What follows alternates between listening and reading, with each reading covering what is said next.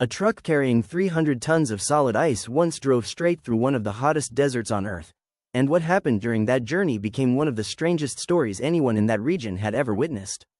This is the story of Driver Musa, the impossible cargo he was given, and the race against time nobody thought was even possible. Musa had been driving cargo trucks across the Sahara for over 15 years, hauling everything from steel pipes to livestock across some of the harshest terrain on the planet. But nothing prepared him for the call he received that morning. A remote mining town, deep in the desert, had lost its only water treatment facility to a mechanical failure. With no clean water source and temperatures regularly exceeding 45 degrees Celsius, engineers came up with a desperate solution: transport a massive 300-ton block of solid ice from a coastal processing plant, straight across the desert, to buy the town enough time for repairs. Fact: 300 tons of ice contains roughly the same amount of frozen water as filling an Olympic-sized swimming pool almost completely full, an amount large enough to genuinely support an entire town's emergency water needs for several critical days. Musa was the only driver willing to take the job. The plan sounded simple on paper: keep the ice insulated, drive through the night when temperatures dropped, and reach the town before the block melted below a usable size. Reality was far harder. The specialized refrigerated trailer, insulated with reflective materials and dry ice layering, could only slow the melting process, not stop it entirely.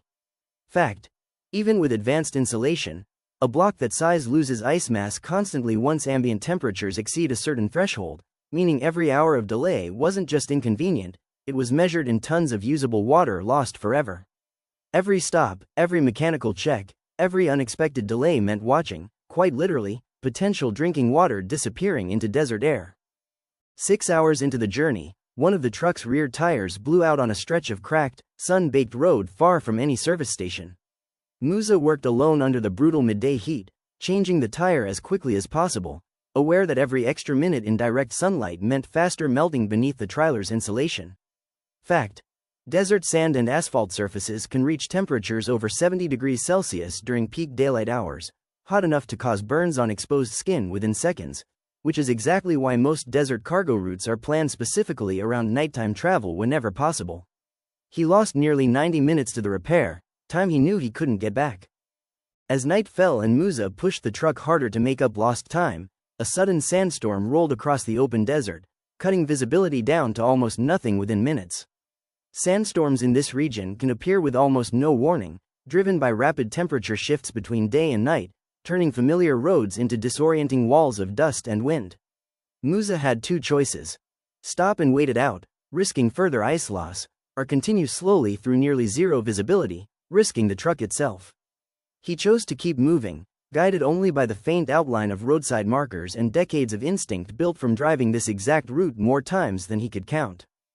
By sunrise, Musa had lost over 4 hours to the storm and the earlier tire repair combined.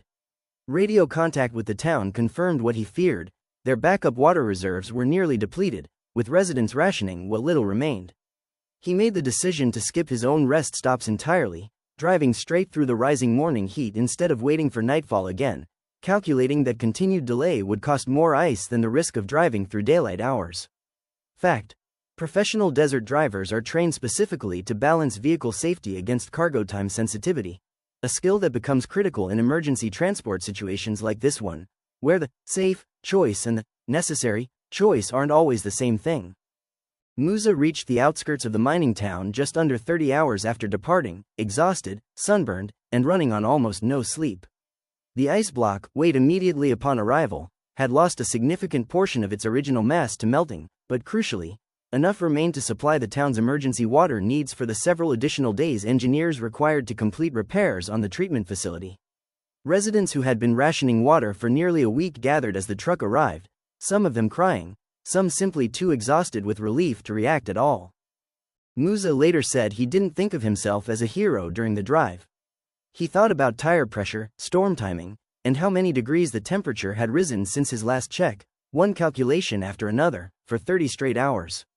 It was only when he saw the town's residents filling their containers again that the weight of what he'd actually done finally caught up with him.